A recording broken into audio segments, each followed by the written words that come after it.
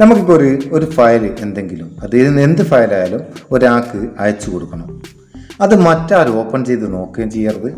അതുപോലെ തന്നെ ഇത് സ്വീകരിക്കുന്ന ആൾ അത് നോക്കിക്കഴിഞ്ഞാൽ പിന്നെ അവരെ ഡിവൈസിൽ അത് ഉണ്ടാകുകയും ചെയ്യരുത്.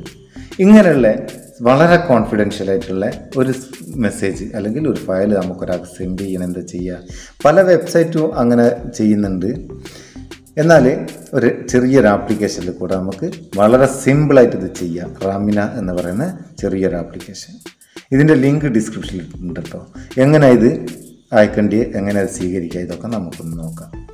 ഇപ്പോൾ റാമിന എന്നുള്ള ആപ്ലിക്കേഷൻ ഇൻസ്റ്റാൾ ചെയ്ത് അത് ഓപ്പൺ ചെയ്ത് കഴിഞ്ഞാൽ അതിൽ പ്രത്യേകിച്ച് പെർമിഷനും കാര്യങ്ങളൊന്നും കാണില്ല. ഇവിടെ എങ്ങനെ ഒരു പേജാണ് വരിക. ഇവിടെ നോട്ട് എന്നുള്ളിടത്തിൽ നമുക്ക് എന്താണോ മെസ്സേജ് അത് ഇവിടുന്ന് ടൈപ്പ് ചെയ്ത് കൊടുക്കുക. ഞാനിവിടുന്ന് ജസ്റ്റ് കാണിച്ചു തരാൻ വേണ്ടിയല്ല, എന്തോ ഞാൻ എഴുതിയിരിക്കും, എന്തായാലും എന്താ. അതിന് ശേഷം അറ്റാച്ച് ഫയൽ എന്നുള്ളിടത്ത് നമുക്ക് നമ്മളെ എന്ത് ഫയലാണോ അറ്റാച്ച് ചെയ്യേണ്ടത്, ഫോട്ടോസ്, വീഡിയോസ്, ഓഡിയോ, എന്തും നിങ്ങൾക്ക് ഇവിടുന്ന് അറ്റാച്ച് ചെയ്യാം.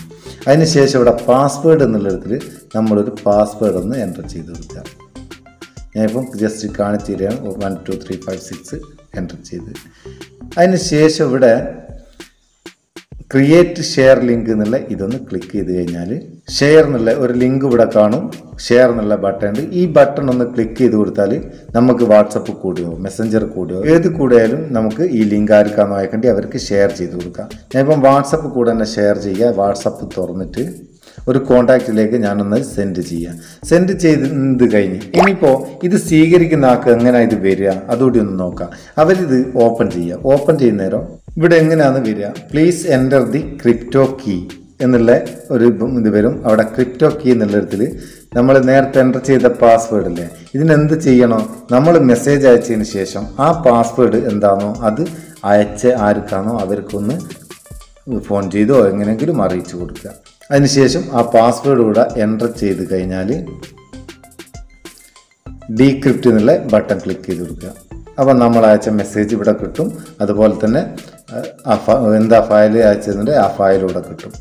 ഇനി ഇത് രണ്ടാമതൊന്ന് ഓപ്പൺ ചെയ്ത് നോക്കുക. നമ്മളിത് തുറന്ന് കഴിഞ്ഞ് ഇനി ബാക്ക് വന്നിട്ട് ഇനി ഒന്നുകൂടി ഓപ്പൺ ചെയ്ത് നോക്കുക.